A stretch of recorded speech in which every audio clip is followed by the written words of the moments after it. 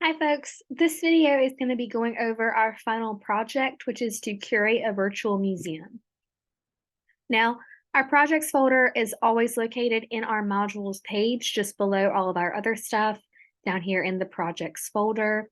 And then I'll have a subfolder labeled final project that this video will be inside of. So you'll watch your video here that we've got listed, and then our directions for the final project will be here. So it's a good idea to watch this video and to begin thinking about your final project once we enter our art history unit of the course. This is going to be modules 6 and onward.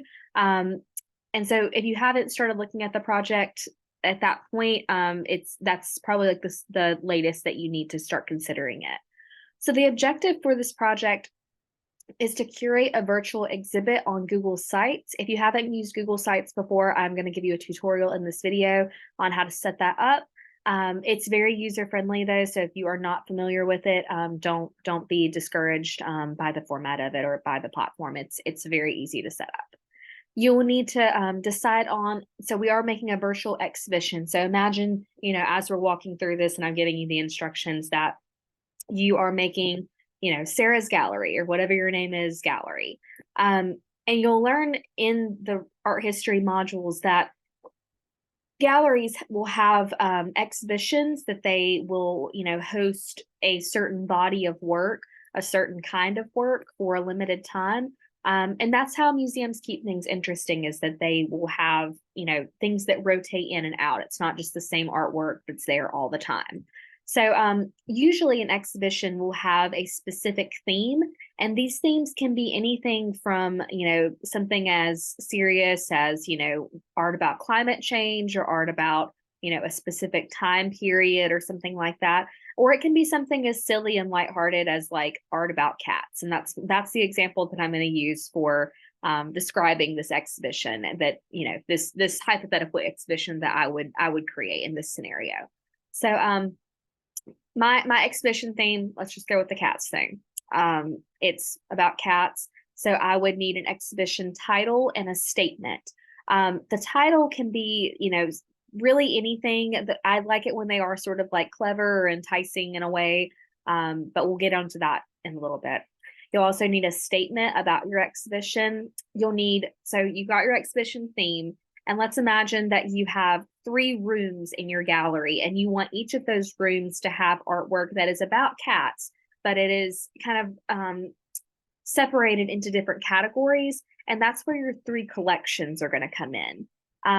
So you'll choose 3 periods from art history or art movements from art history that have to do with cats in some way. So your collections don't necessarily have to do about cats, but your artwork that you choose has to be about cats. So you'll then select 6 artworks for each collection, for a total of 18, each with a label and a short description. So let's get on to those instructions real quick. I will give a demo for this in this video as well, so just stick around to the end if you want a tutorial on Google Sites. I'm going to go through the instructions first, and then I will go back over and do the demo. So getting into more specifics, the exhibition title and statement. So you'll need to decide on a cohesive theme for your exhibition that all of the artworks will in some way connect to. Like I said, this could be something like women in art, art about the environment, or something as silly as cats in art, which is the example I'm going to use for this. You'll also need an exhibition title, and try to be creative with this if you can. Don't just put like, women in art. Try to make it something that's clever, that's like, exciting, that makes you want to go to the gallery and, want to see what the work is about. Number 2, in the exhibition statement and title, you'll need to write a short 200 to 250 word exhibition statement about the exhibition and insert under the exhibition title on your website. Your exhibition statement needs to explain what we will see in the exhibit and how your 3 collections of work cohesively embody your theme. This should go beyond all modern art, all Indianism, etc. You should be able to talk about why you made the selections you did, and what was the thought process that went into selecting these 3 movements and the work included from them. Do all the collections focus on female artists? Do all of them have the same color palette? Are they all works in response to war, etc.? The theme can really be anything, And you're choosing your collection. So it doesn't just have to be any 3 random movements that, you think of. It can be anything from the art history that we've talked about or art history that we haven't talked about. So your collections, select a minimum of 3 art movements or periods for your exhibition. Now, these are things, especially when you get into lesson 7, like, for example, a period of artwork is the Renaissance, or the Baroque period, or the Rococo period. As we get into more modern art, there's so many different movements that we see. We've got, pop art, surrealism, impressionism. I call all of the modern art movements like the isms because they all end in ism. Expressionism. There's so many that you can choose from, but I want you to be selective about this and strategic to make them make sense with your theme. So, for example, I'm going to use my cats again. If I want my theme to be about cats, and I'm looking at collections and I don't happen to see a lot of work about cats in the Baroque period, I don't have to choose the Baroque period for one of my collections. I can go on to I know that there's an artist, Andy Warhol, who in the pop art movement, he makes a lot of cat artworks. And so I could use pop art as one of my collections and use Andy Warhol's work in there because I know that he is a pop artist and he uses cats in his artwork. So you just have to be selective in that way and do some research, find out where, a lot of your theme is going to come from or what movements kind of embody your theme, and then choose those for your collections. So once you choose your 3 movements, you will try to think about how the collections and or all of the artworks will work together to embody your exhibition theme. Research each of your selected collections and determine which 6 or more artworks you want to include for each collection. So it has to be at least 6 artworks.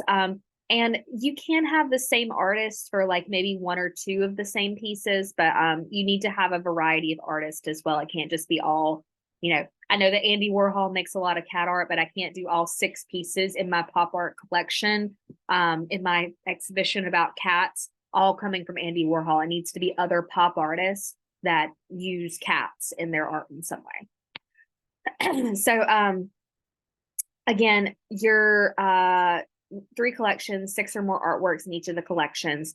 You'll need to write 100 to 150 word statement about each collection and the artwork that you chose to include in them.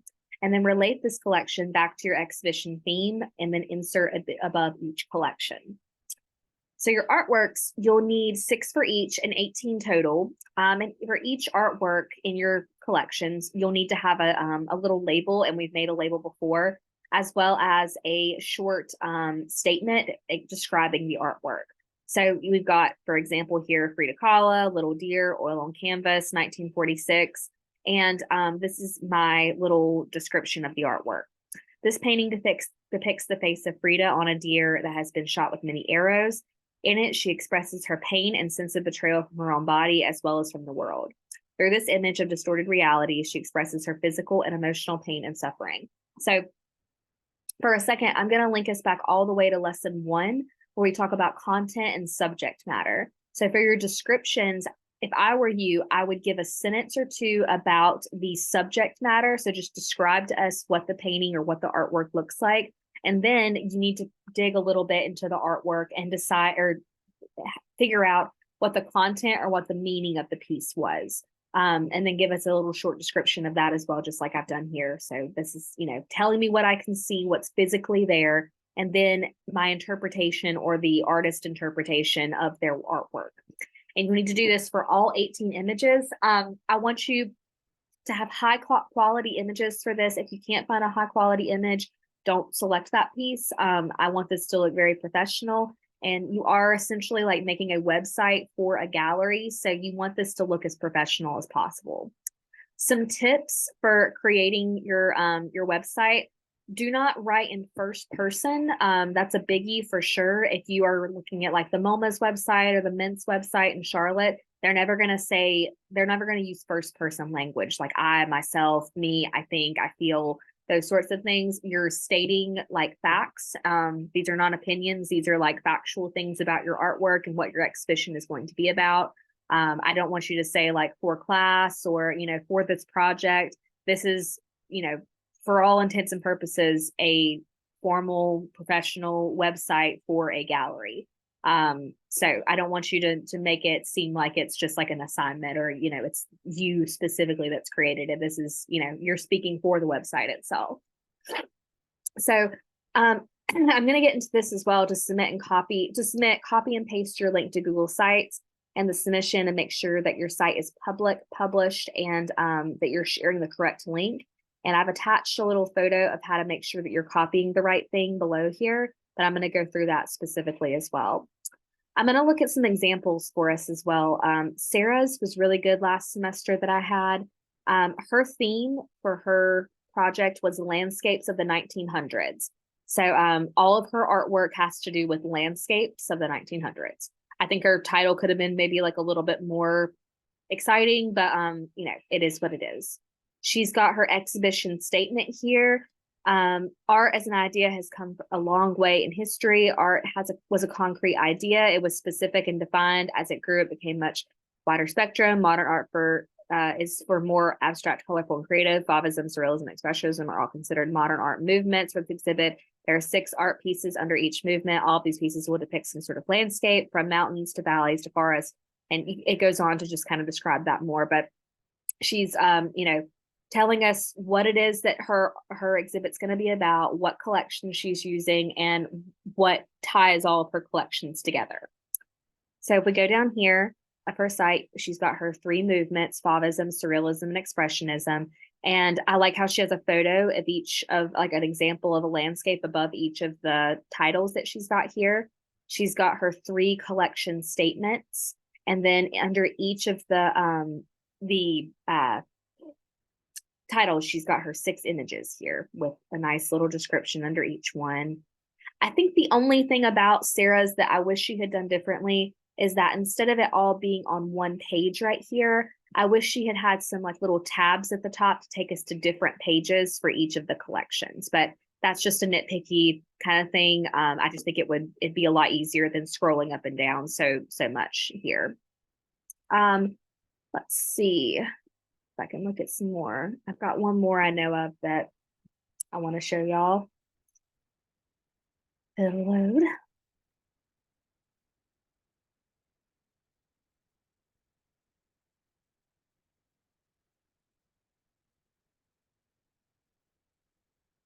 Okay. Modules, back down to the projects folder.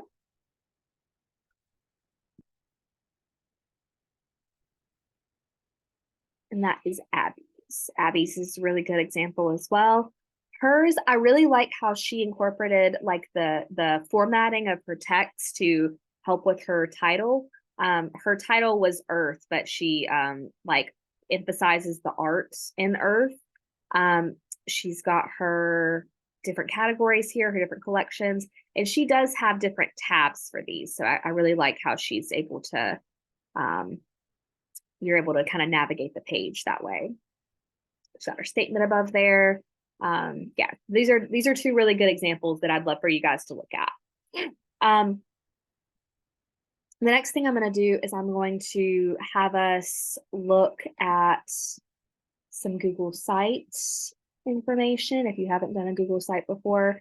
And you can just type in Google Sites. I think you can navigate to it on the right-hand side right there, but you can just type in Google Site and it'll take you to the page.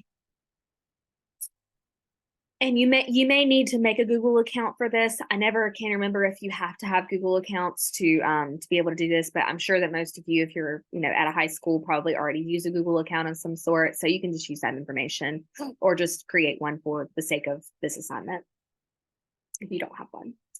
So when you get to Google Sites page, you can choose from a variety of templates that they already have preset for you. I would recommend doing that for sure. I like this salon one a lot. It just kind of, the setup already kind of matches the flow of what this assignment's going to be like. Everything is already preset. And so really all you need to do is to be able to switch out the information and insert your own information in here. So, you can just click right here on it and erase that and type in, cat collections in art is my title. And, anything you don't need, you can just sub out. You can upload your images here. So just save your images, and then you can upload them however you want to. You can go over here to the side and insert new text boxes, new images. You can embed links if you want to. You can change the pages for the different content information. I think this is the one that we used for or that Sarah used for hers, where you could just type in your collections here, however you want to do that. And then the other thing you can do is that this one specifically already has these little tabs up here that you can just click on and sub everything out for. But one thing I want to make clear is that, again, this is a professional website. So if you're using one of these templates, I don't want you to, for example, like use this whole page here for like all of your stuff and then just leave these tabs up here as they are. You need to edit this to make it look like it is professional. You don't want to like, just leave anything messy.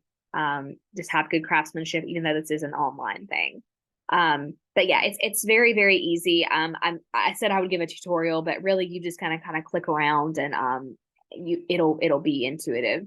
If you can make a Facebook page or any other kind of social media site, this should be no problem at all. Now, the important thing is when you're done with your site and you're ready to share it with me, you're going to share it as a link to the Google site. So what you want to make sure that happens is that up here at the top, you hit publish and myself out. That you put your web address in there, you make it public, and then when you go to share it, you are sure that you publish it. You go to this little thingy right here after you publish it. Let's see.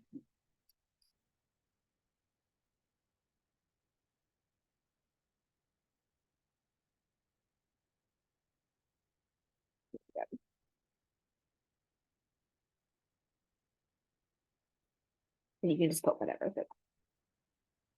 Go to your this little pill icon right here and copy this link specifically.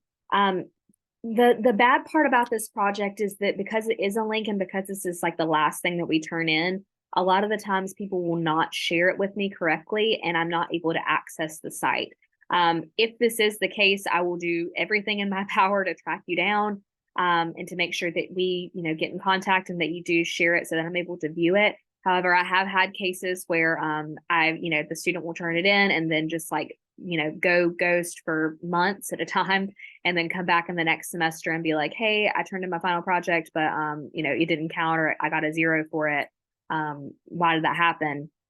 And it's too late at that point. And, we have to go through a whole grade change thing and it's just a mess. So make sure that you, if you want to make sure that I got it, that you, leave a comment or something like that. But most of all, just make sure that after you submit it, that you're checking your email regularly, just to make sure I haven't tried to contact you if I can't access the site for any reason. But as long as you publish it and you copy this link here, don't just copy up here at the top in the bar. Sometimes it's different. I don't know what the deal is with it, but just copy the link from right here and hit copy and then share that to the submission for it. Then you should be good to go. But hopefully this helped clarify anything for you that needed to happen. Once we start getting into modules 7 and 8, I hope that the periods and the movements will kind of start to make more sense to you. There's, so many different movements, so many different periods of art history, and really the limits are limitless. You can pretty much do whatever you want to for this project, but I would encourage you, if you're uncertain about it, to reach out to me to make sure that your theme and your collections sort of work together before like actually going to turn it in. I don't have any type of like official assignment that requires you to do this, but if I were you taking the course, I would just like double check to make sure that you're on track and that, I can just check you off. But other than that, that is the end for our tutorial and for our instructions on this video. And if you have any other questions about the final project, please feel free to email me.